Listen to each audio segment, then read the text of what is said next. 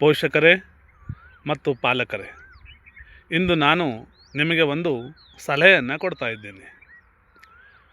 ನೀವು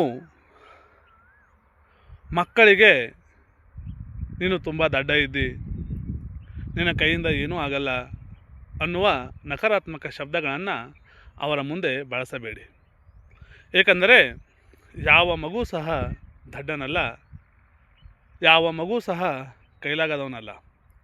ಮಗು ಹುಟ್ಟಿದಾಗಲೇ ತನ್ನ ಜೊತೆ ಒಂದು ಅಂತರಂಗದ ಶಕ್ತಿಯನ್ನು, ಒಂದು ಕೌಶಲ್ಯವನ್ನು ತೆಗೆದುಕೊಂಡು ಬಂದಿರುತ್ತದೆ.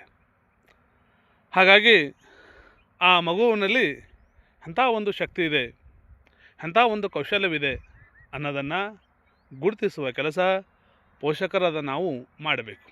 ಅದೇ ರೀತಿ ಮಗುವಿಗೂ ಸಹ ತನ್ನ ಅಂತರಂಗದಲ್ಲಿ ಹುದುಗಿರ್ತಕ್ಕಂತಹ ಆ ಒಂದು ಕೌಶಲ್ಯವನ್ನು, ಶಕ್ತಿಯನ್ನು, ಸಾಮರ್ಥ್ಯವನ್ನು ಹೊರಗಡೆ ತೆಗೆಯಲು ಮಗುವಿಗೂ ಸಹ ನಾವು ಸಮಯವನ್ನು ಕೊಡಬೇಕು.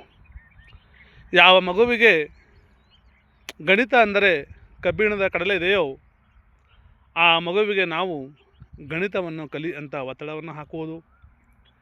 ಯಾವ ಮಗುವಿಗೆ ಆಂಗ್ಲ ಭಾಷೆಯು ಕಗ್ಗಂಟಾಗಿದೆಯೋ ಆ ಮಗುವಿಗೆ ಆಂಗ್ಲ ಭಾಷೆಯ ಅಥವಾ ಆಂಗ್ಲ ಮಾಧ್ಯಮದಲ್ಲಿ ಕಲಿಕೆಯನ್ನು ಹೇರುವುದು, ಇವೆಲ್ಲ ಮಗುವಿನ ಒಂದು ಮಾನಸಿಕ ಒತ್ತಡವನ್ನು ಜಾಸ್ತಿ ಮಾಡ್ತವೆ.